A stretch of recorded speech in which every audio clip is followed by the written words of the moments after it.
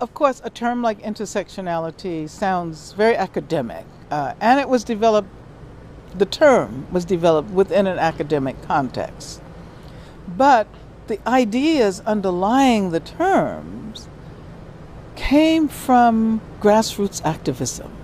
It came from women of color, poor women of color, who were often asked,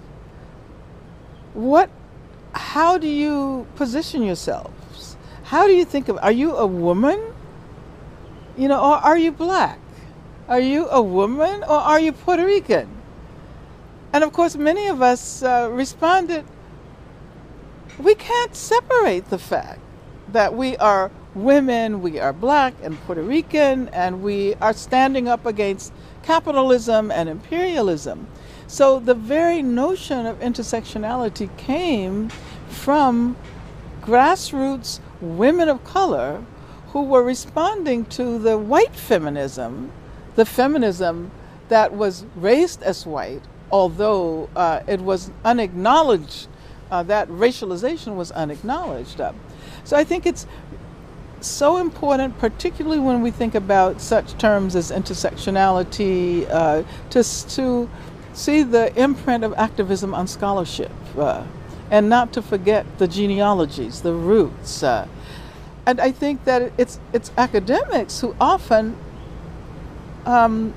create separations, because oftentimes we have to separate things in order to develop an analysis.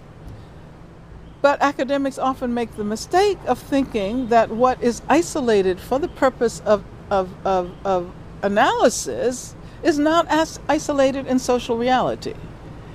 And people who are on the ground activists recognize that. So in a sense, I think that it's the activists who understand intersectionality, much better. And it's so true because of what you say of the divisions. Like when they teach us about the Black Panthers, for example, we think about it as a black movement, and we miss all the Puerto Ricans that were there. Even the queerness of the movement is erased, right?